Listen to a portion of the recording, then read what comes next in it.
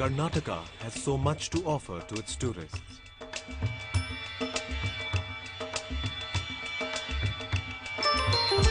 World Heritage Sites, National Parks, Wildlife, and beaches.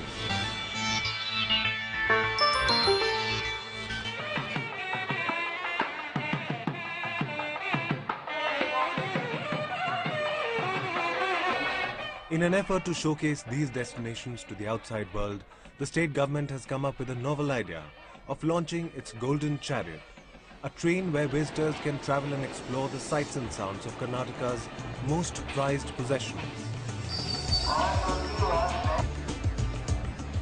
Karnataka offers the kind of tourism experience that many people have not seen. The 3 World Heritage Sites that Karnataka has are beautifully presented in this new journey called the Golden Chariot. Join me in this journey as we start our journey from Yeshwanthpur.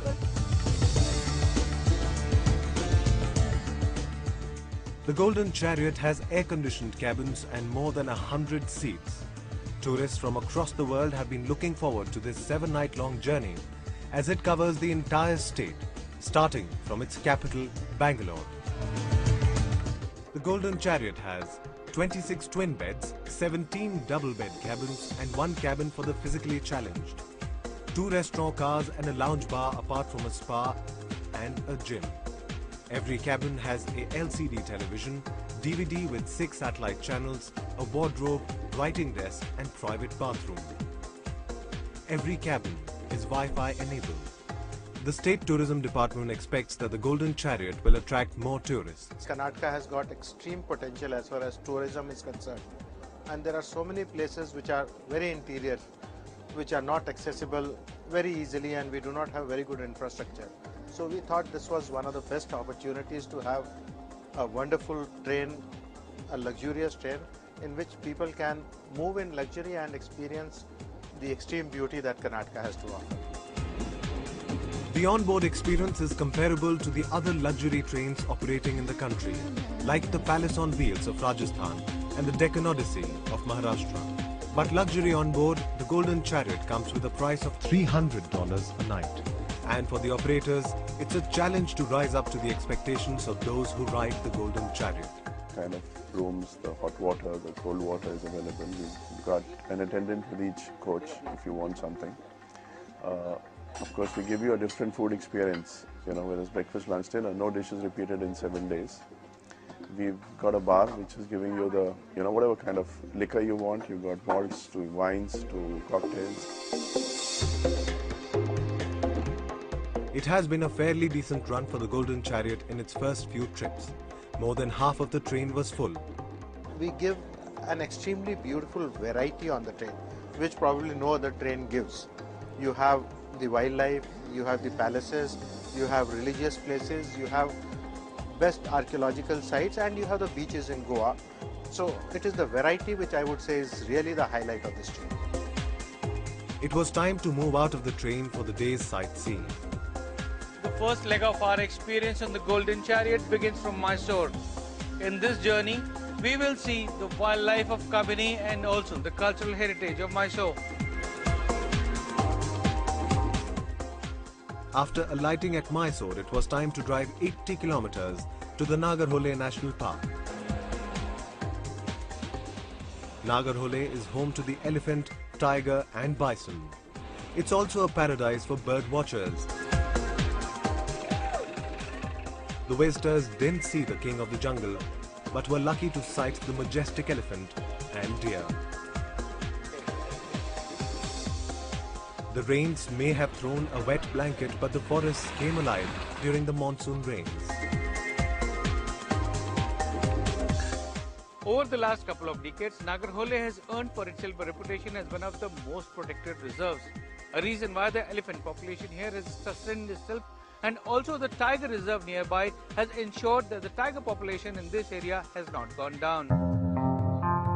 At Nagarhole, you can also meet John Wakefield, an Englishman who has been living here for the past 3 decades.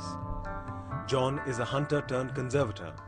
He proudly displays the photograph of his first kill at the age of 9, fondly called Papa John, Wakefield, at 93, ponders back at the rich wildlife resources of this forest belt.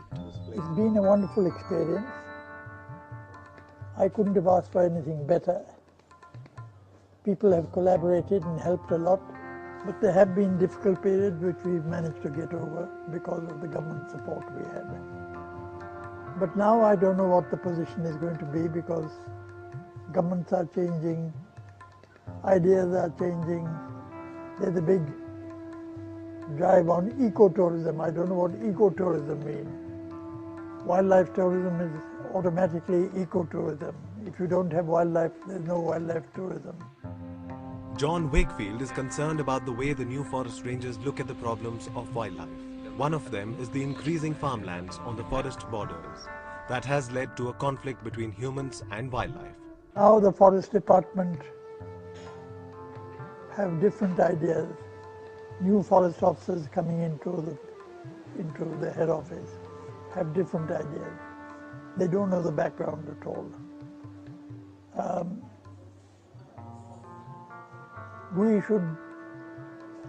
Karnataka should try and be in cooperation with the rest of the resorts in the whole of India. Every resort in India you can go in an open jeep. But here we are directed, we can't go in an open jeep, we have to go in a closed vehicle. Why? After an unlucky safari, a sumptuous banquet awaited on board the Golden Chariot. Before the food, a magician arrived at the restaurant car to perform some Indian tricks to keep the visitors entertained. Say four. Oh, look at that. Okay, once again say four. Four and four.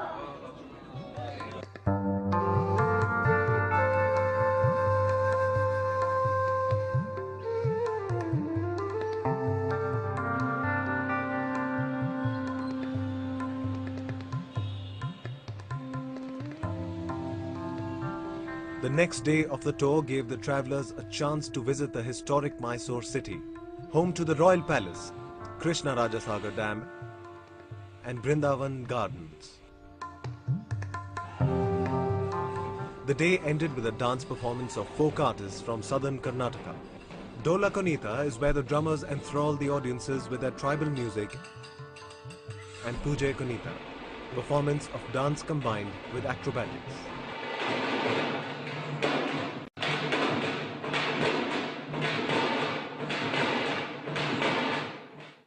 After 2 wonderful days in Mysore, the train's next halt is Hassan.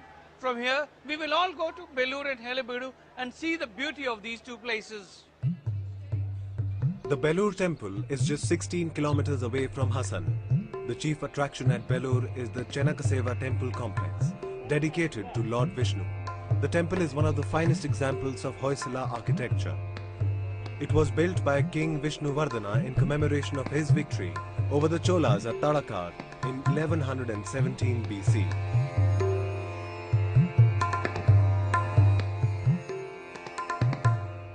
Legend has it that it took 103 years to complete, and Vishnuvardhana's grandson Veerabalala II completed the task. Few tourists visit Belur because of its poor connectivity, a gap that Golden Chariot attempts to fill. Just a short drive away from Belur is Halebeedu, the ancient capital of the Hoysalas. Dating back to 1121 and built by Hoysala kings, the temple is perched on a star-shaped foundation. The outer walls of the temple are filled with depictions from Hindu mythology, animals, birds and dancing figures. Yet, no two works of art are the same. The artistry and the carvings, obviously the spirituality that goes with it is magnificent, but to imagine that people such a long time ago could have done the kind of work that is shown here, the mind boggles. The temple may soon be part of the UNESCO World Heritage Site. Its beauty is certainly awe-inspiring, but tourists feel that it could be promoted better. In Germany, when you go to tourist office, you want pamphlets on South India are not available. You see, and that is real India. They should really do more for people to know places like Tiruchirappalli and Tanjore and Kanchipuram, Mahabalipuram, Belur, Halebid, and what we even see tomorrow, Vijayanagar, Hampi and Badami. After the tiring visits to the temples at Belur and Halebidu, it was time to get back to the cozy confines of the Golden Chariot. As the evening wore, the chefs ensure they keep the tourists delighted, serving a variety of dishes while the visitors try to learn a local recipe. People, they are traveling in Karnataka, so they are also very happy to learn the regional cuisine. A lavish spread makes dining a pleasurable experience at the Golden Chariot. Visitors eagerly look forward to being at the restaurant. And with no two meals being the same, it adds all the more to the pleasure. Each thing is so good that, as you've been seeing, I don't want to miss out either the Indian or the continental. So I'm hogging and going in for both.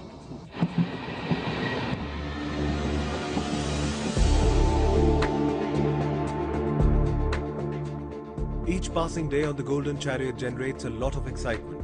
After breakfast, it was time for the next stop, Hampi. In the second leg of its journey, the Golden Chariot is ready to move northwards, moving to Hampi, Hospet and the Badami areas which were once a part of the Vijayanagar Empire. After arriving at the Hospet station, the tourists drove to what is now called medieval capital of the Vijayanagar Empire, Hampi. Listed as a UNESCO World Heritage Site, it attracts thousands of tourists and pilgrims each year.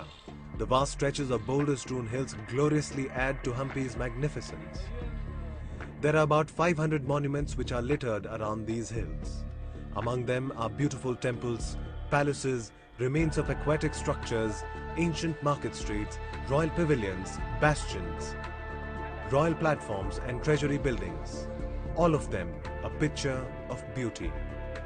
Oh, it's fantastic. It's very atmospheric. And especially for me, I come from London and I just visit Hyderabad every time. So I'm really seeing some of India. And this is only a small part, but it's so historical and very, very interesting and well organized. Unfortunately, many of these ruins suffer from neglect and vandalism. Thankfully, efforts are on to restore some of the damaged monuments. The Archaeological Survey of India has taken steps to restore its beauty. Archaeologists feel that this will help understand the Vijayanagar Empire better. Well, I think this is on a par with some of the Mayan cities that I've seen in South America and Mexico, and I would say that this stands against anything that Egypt could offer by way of attractions and archaeological sites. Workers on the site take minute care to ensure restoration work does not damage other structures. Though they maintain they are poorly equipped to carry out such a fine job.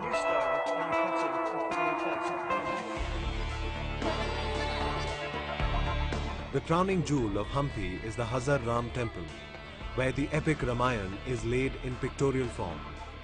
Visitors have to go around the temple complex to enjoy its beauty, now just reduced to a plinth. Any layman, even a tourist, comes here not expecting anything. But once they come to the site, they absolutely wonderstruck. They don't know what to say, and it takes time even for a layman to sink in for this kind of site. But sadly for the lovers of Hampi, one visit is enough to see the telltale signs of vandalism by tourists and locals who etch their names on these monuments. It's shocking to find that most of these monuments have no proper security. After Hampi, the next stop was the Vitala temple complex. The stone chariot sculpted in this temple is a picture of Karnataka's cultural pride.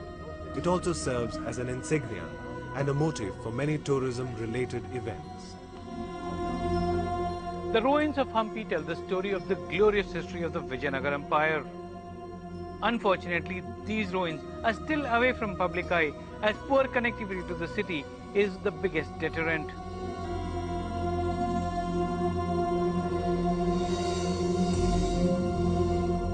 The better part of the evening was spent on the banks of the river Tunga, where the tribals called Banjaras gave a dance performance.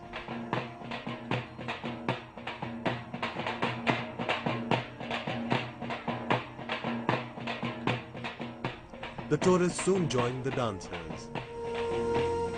After dark was the highlight. The Vitala temple complex was dressed up in a golden hue as the lights came on, explaining why and where the Golden Chariot luxury train derived its name from. It was time to take pictures, after which it was time to head back to the Golden Chariot.